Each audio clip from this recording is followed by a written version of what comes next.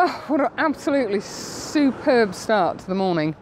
We've travelled around 45 minutes from base to Branksome Bay Promenade. And we found the place quite by accident. In fact, one of my friends found it that was down here, Big Paul. There are a lot of stone jetties. It's a bit difficult to see because the sun's in completely the wrong place. The concrete jetties, flanked on either side by stones, big stones, boulders I should say. And at the end of each of them is a little railing and another one of those radar cage things. That might be better, yeah, you can get a better idea of it there. So we got down here just after 7 and there was no real colour in the sky because there's no clouds. But there was the beautiful pre-dawn glow that you get, where everything goes really soft. The water turns a beautiful soft aquamarine colour and looks like silk as it comes in. I know I keep referring to it as silk, it's the only way I can describe it. It's absolutely gorgeous. So I've done a few shots, again long exposures. Hello little doggy, hello little doggy, hello, excuse me, hello. The place is a haven. What? What? Hello. I guess the place is an absolute haven for dog walkers and joggers. His dad's a photographer.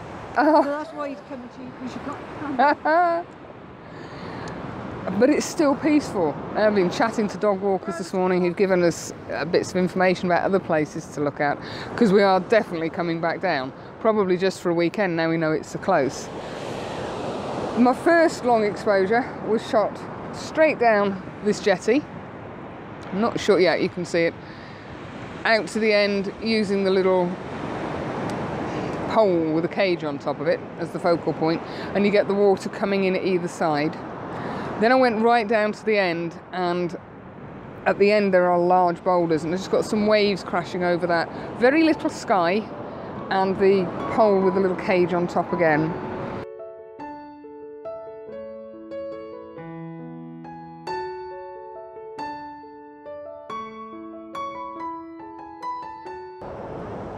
It's actually very warm today. There's very little breeze. It's the calmest morning we've had since we've been here. And no wind, which is absolutely heaven. And it's a gorgeous little town. Some lovely beach houses. Actually, I say beach houses, they really are very posh flats, not beach huts like you would imagine Skeggy to have. Yeah, it's absolutely superb. This is location 1, it's Friday, so it's the last full day. Tomorrow, unfortunately, is looking diabolical in terms of weather, so it may be a lie-in and then just head off home. We've got to be out for 10. The weather report could change between now and tomorrow morning. But yeah, this is absolutely gorgeous. As I say, I'll pop the data up on the images, but essentially it's the usual ISO 100. I've been anywhere between f10 and f14. And anywhere from 10 seconds, I think 20 seconds was about my longest image. And it was just getting a little bit of motion in the water, but not harsh crashing waves. So, waffling over, I shall pack up my bags and we'll see you at the next location. Bye for now.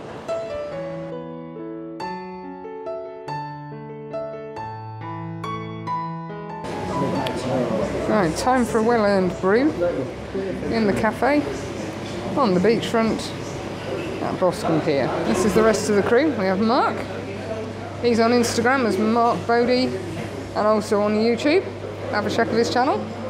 Over there we have Mr. Sheila, YouTube extraordinaire and Instagram. And here we have, man of the moment, Big Paul, who found this marvellous location this morning. So we're going to have a bit of a brew and then we're going to head off. See you later.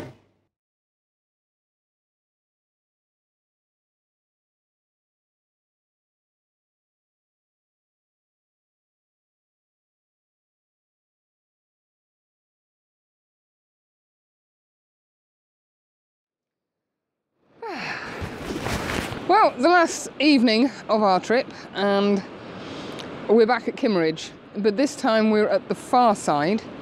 So we have the Clavel Tower which you can see just there.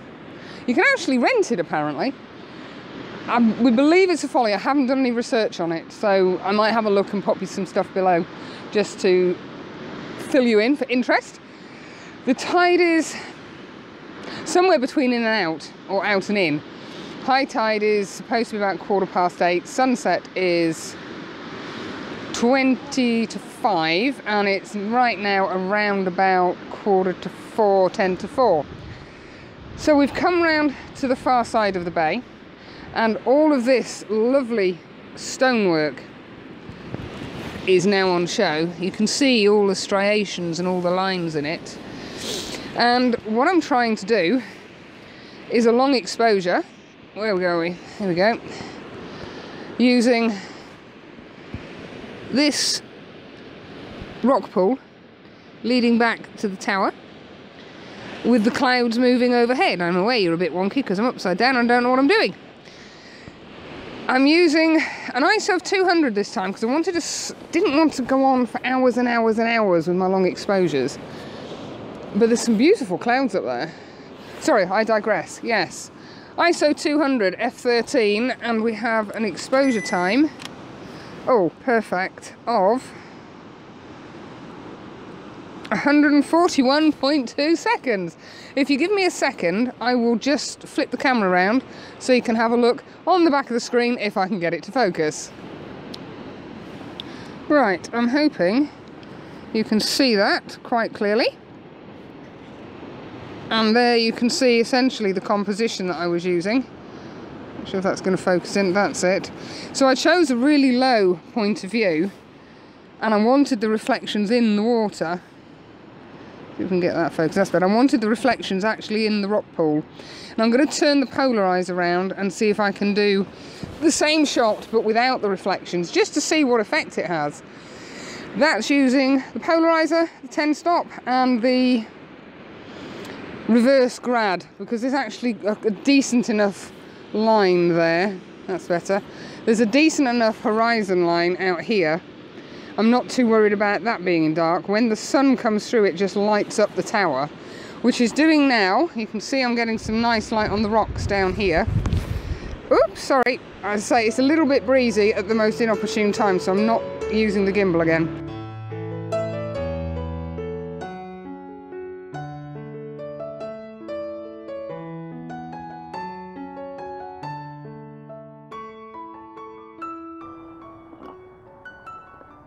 Hello. Well, this is the afternoon of our last day. I've got the shades on because the sun is coming directly at me. And we've come back to the cottage to have a bit of a break, a cup of tea and a recharge before we head off this evening. And the likelihood is it's still going to be Kimmeridge, but by the time you watch this, you'll know whether we've gone somewhere different or not. It's been an absolutely brilliant week. The accommodation, you can kind of just see behind me. Hold on, let's have a wobble around. It's an old stone barn conversion. There you go. It's fabulous inside. And it's very reasonably priced. I think there was originally 7 of us coming, and it cost us 60 quid each, which for 8 nights accommodation isn't bad at all. I know it's off season, but that's what we wanted. So there's been an overdose of Seascape, for which I kind of apologise, but we get to the seaside so infrequently that I wanted to make the most of it whilst we were here. Done a couple of other little bits in between, and spotted some locations to come back to at different times of the year. I hope you've enjoyed it. It's nice to see somewhere different rather than the Lake District or Glencoe, although we will be back there. There are plans afoot to go different places this year. You develop soft spots for various places, and for me, Glencoe and the lakes will always be my go-to locations. But it's fun exploring. The beauty of this week is we've been here for 8 days, so we've had a chance to revisit a couple of the locations, Durdle Door being a good example. I've got 4 completely different images from those locations on the 2 occasions we went. Swanage Pier, we were shooting there, I think it was mid-afternoon, I can't, at this moment in time, I can't remember. And then we went down for sunrise. And although it's the same point of view, the same subject matter that you're shooting, the weather conditions were different and we got different images. So yeah, it's been really good. I'd love to be able to afford to do this both in time and money more frequently. Alas, have to work to pay the bills. So anyway, thank you very much for watching. Thank you for all the subscriptions. Keep the comments coming. I do try and keep up. I tend to do them in batches once or twice a week. Don't think I'm ignoring you. I will get back to you. I will leave an answer to any comments that are made. And I look forward to seeing you on the next trip. Take care now. Bye.